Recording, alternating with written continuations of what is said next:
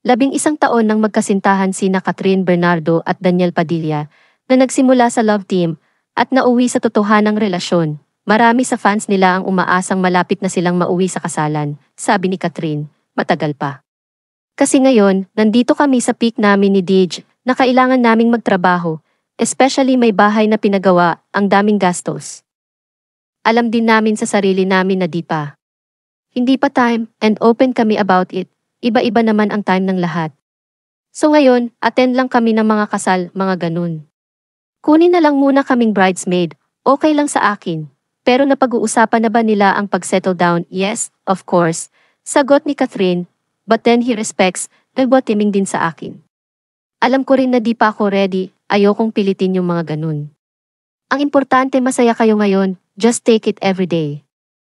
Dark comedy ang genre ng A Very Good Girl na pinagbibidahan ni Catherine at Dolly De Leon. Hindi uli kasama ni Catherine ang real and real life sweetheart na si Daniel Padilla sa pelikula. Tinanong namin si Catherine kung wala ba siyang kabang nararamdaman sa maaring pagtanggap dito ng mga Katniel fans. No, di ko yan iniisip kasi syempre iba na yung sitwasyon namin ngayon, sagot ni Catherine. Pagdating sa suporta ng Katniel fans, sabi ng dalaga, yung experience na nakita ko yung reaction nila, yun malaking bagay na sa akin. Alam natin kung gaano kahirap, even the Hollywood movies, kung gaano kahirap magmaintan ng movies ngayon. Basta as long as nalalabas sila sa sinehan at pag-uusapan yung movie, i-discuss ang mga opinions nila, yun masaya na ako. More than that, di ko na iniisip. Idiniin ni Catherine na hindi issue sa kanila ni Daniel kung magkaroon man sila ng solo projects, saka naging mutual yung desisyon na yun sa amin.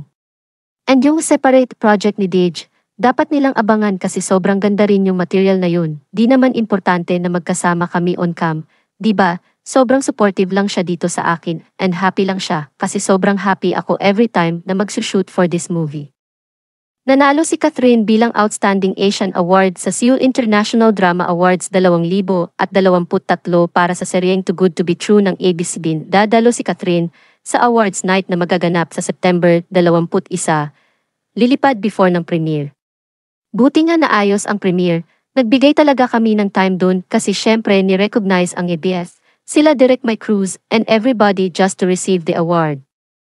Sana mag-level up naman ang acting ko, pero nakakatuwa lang na sana mag-open ito ng doors di lang sa akin, kundi sa iba ring projects na ginagawa pa ngayon ng ABS.